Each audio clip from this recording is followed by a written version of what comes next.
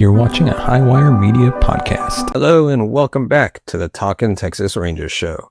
As always, I'm your host, Larry Lease, and today we're diving into all the latest headlines from around the Texas Rangers. Before we do that, give us your thoughts on the topics we've covered in the comment section below. Let me know if there's something I got wrong, something I got right but you disagree with. Let me know. And with that, let's dive in. The minute this team starts dealing, the Rangers have to be first in line. This White Sox All-Star would give the Rangers some more thump. Just 2 years ago, Luis Robert Jr. was an All-Star with the Chicago White Sox. The 6'2", 225-pound outfielder smashed 38 home runs, knocked in 80 runs, and stole 20 bases while hitting .260. He's been a popular trade target since the Southsiders have perennially been among the worst teams in baseball since he came into the league in 2020. The Rangers should absolutely be the first ones on the telephone with the club should they decide to part ways with Robert to get some younger players in return.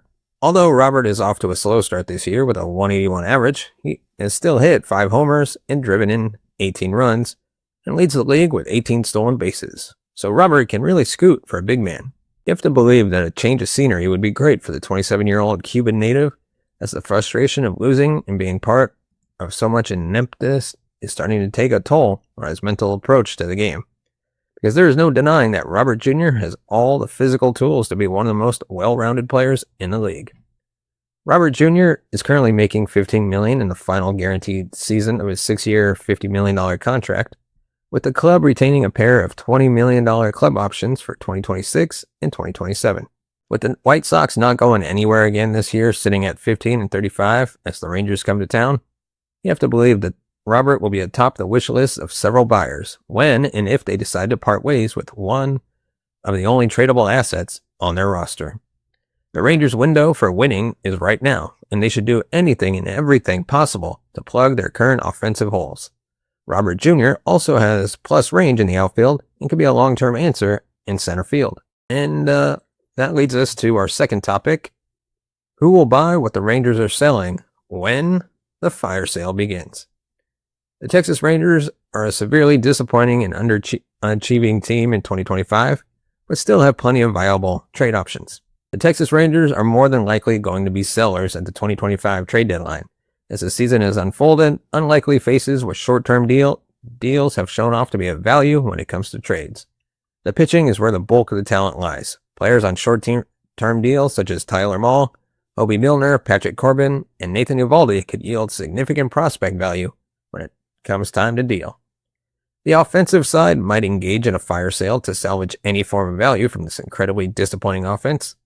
They will likely be parting with Adolis Garcia at some point, and Jock Peterson may soon follow based on play this season, but will not headline any deals. With all that laid out, let's look at who might potentially be looking to buy what the Rangers are selling. So could the Dodgers raid the Rangers for even more pitching? This pick will likely get a groan out of most fans, followed by a what else could they possibly need?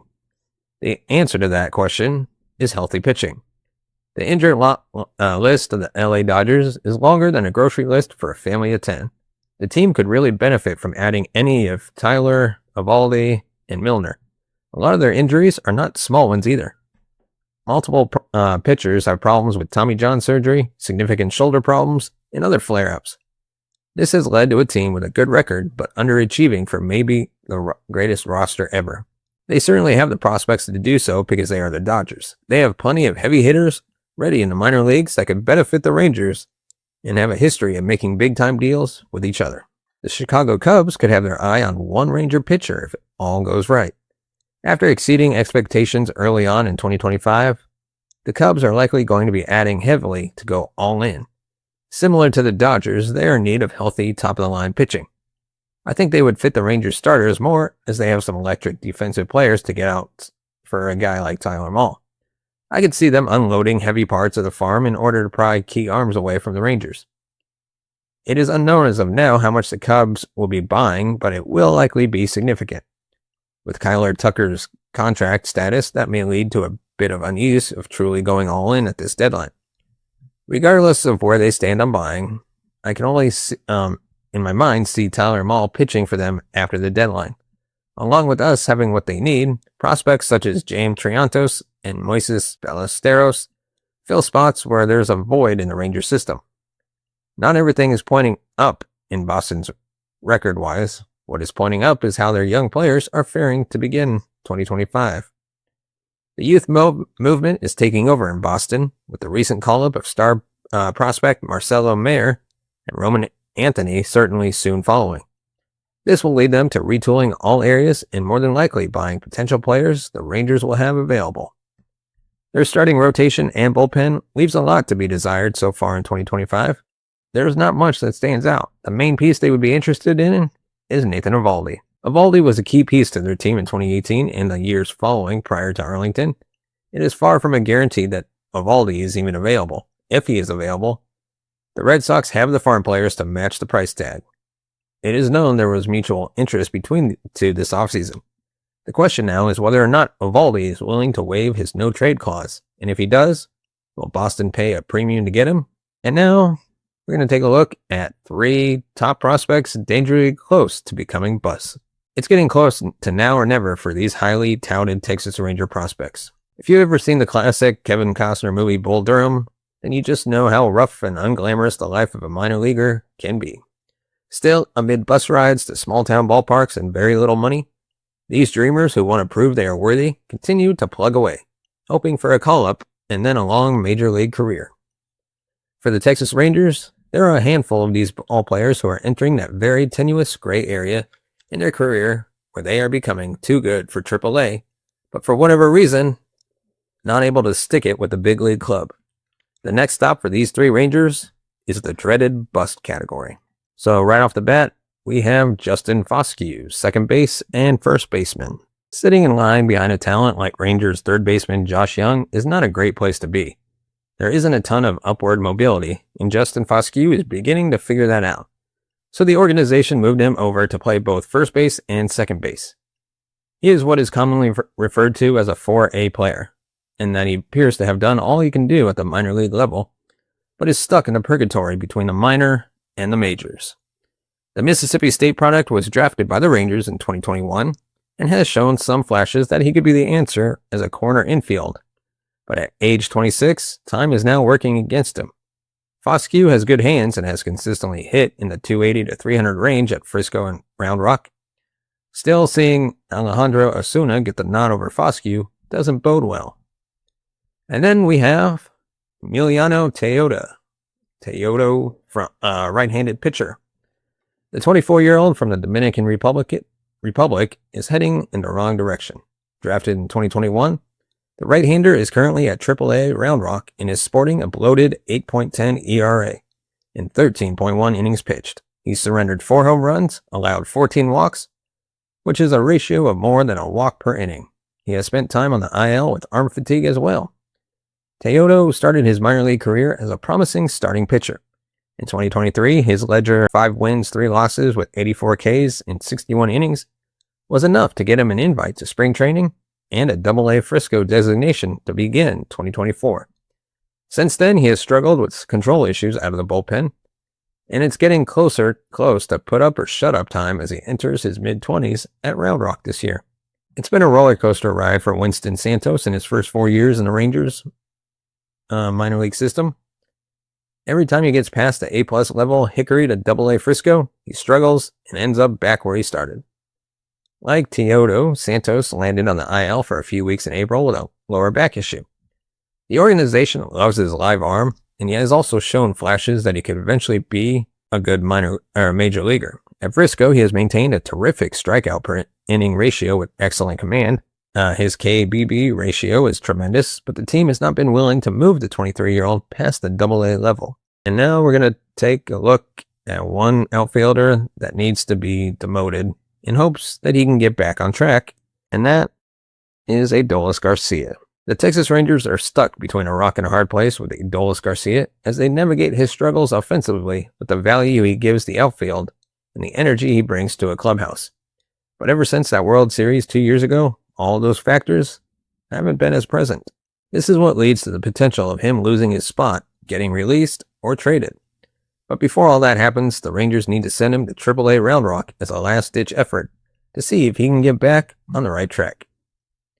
In 191 at-bats, Garcia is slashing .215, .263, .382 with 7 homers, 27 RBIs, 11 doubles, .645 OPS, but has also struck out 54 times compared to only 11 walks. He still has one minor league option remaining on his contract, and if there's ever a time to use it, it's right now. Sending Adolis Garcia to AAA is worth it in multiple ways. One, a stint in AAA could revive Garcia's confidence. Just like Jake Burger earlier this year, Garcia could use his option to get his mind right and really make changes to his swing, approach at the plate, or even just allow him to see the bat make good contact with the ball. Most importantly, he needs to get his confidence back. What made Garcia so good 2 years ago was his play, but also the swag and energy he brought to the team. He will forever be hated in Houston for what he did to the Astros in the 2023 ALCS, and part of that is because his personality and swagger he brought alongside his results. But since then, we haven't seen his confidence take over because the offense isn't there. Garcia is one of those guys that when he's performing, his confidence is high, and then his play is elevated that much more. When Burger was optioned to Round Rock, he was hitting 190 in 100 at-bats. When he returned 10 days later, he became the team's best player, and in his last 15 games, has a .275 average with 4 homers and 9 RBIs. It's true that others might see a demotion as a negative, but if you embrace it like Burger did, go down there and work to get better, it can turn into a positive real fast. And number 2, his success at AAA could increase his trade value. Why would the Rangers then proceed to trade Garcia if he succeeded in the minor leagues? Realistically, they wouldn't. He's such a fixture in the organization that they'd want to take that progress and benefit from it back in Arlington. However, there is a scenario where Evan Carter comes back and Alejandro Osuna starts gelling in this lineup to the point where everyone hits their stride at exactly the right time. Given Garcia's age, length remaining on his contract, and money, Texas might decide it's time to move on. If they demote him and he is successful in Round Rock, more teams might see that as a positive step, that he's getting better and his potential is still there. In turn, that raises the return that the Rangers might get for the outfielder. If he doesn't turn the corner, his value obviously falls to a lesser extent, as it might mean he's just beyond repair. Either way, this is a last-ditch effort to see if Garcia can turn it around. If you can't trade him or release him, if he can turn himself around, and then you have a good contributor or valuable trade asset. Sometimes players need a change of scenery, whether that's being sent to the minors or getting traded elsewhere. I see this move as a scenario for Garcia to become a better player. If that is what the Rangers or another team, that move will be decided by Chris Young and the rest of the front office. Let me know your thoughts so far on the topics we've covered. And of course, now we're going to take a look at our next topic with a Rangers breakout star that will almost certainly break the bank with his next contract. There's been a lot of questions surrounding this Texas Rangers ball club so far this season, as they've stumbled out to a 26-28 start. However, one thing that has never wavered is the desire for the Rangers to make outfielder Wyatt Langford a cornerstone of the organization moving forward. And that will mean that he will have some serious leverage when the time comes for him to sign a long-term deal next season. The 23-year-old is everything the organization could have hoped for as the 4th overall pick at the University of Florida. He's a 5-tool player who was good enough to essentially skip the minor leagues altogether last season and contribute to the big club right away. With a rare blend of speed and power to all fields, the most admirable part of Langford's game is his all-out workman-like approach day in and day out. He's busting his tail out of the batter's box and running the bases with purpose. He puts pressure on the opposing pitcher and defense with his aggressive style. For his effort, he will want to be paid accordingly, and the Rangers should be prepared to back up the Brink's truck when the time comes. ESPN baseball guru Jeff Passan predicts that Langford's deal will likely be in the neighborhood of $300 million, putting him among the highest young players in the league. So far this season, Langford has been one of the most consistent hitters in a struggling Ranger lineup. .244 with 9 homers, 20 RBIs, and 10 stolen bases. If he remains healthy, that projects to a full season of roughly 30 home runs, 75 RBIs, and 33 stolen bases. Meanwhile, he has been patrolling left field very, very well with the occasional highlight reel grab for good measure. Chris Young knows that keeping Langford in the fold after his 1-year deal worth less than $1 million expires is going to be one of the top priorities this offseason. The Rangers and Langford will likely be using the Jackson Merrill deal as a template for what they can expect to ask for. The 2024 Rookie of the Year for the San Diego Padres was locked up for 9 years with a deal at $135 million. Given that Langford will be coming off 2 full seasons of productive service time, it's realistic to expect at least twice that amount to keep him in Arlington for the foreseeable future. And that is our show for today. Let me know your thoughts in the comment section below. Give us a thumbs up if you like our video. Hit that subscribe button down below. Hit the bell notification button to be notified of future videos. And of course, if you want to support the channel, you can buy us a coffee by scanning this QR code right here, or just by going to buymeacoffee.com/TTRangers. As always, thank you so much for watching and listening. We'll see you next time.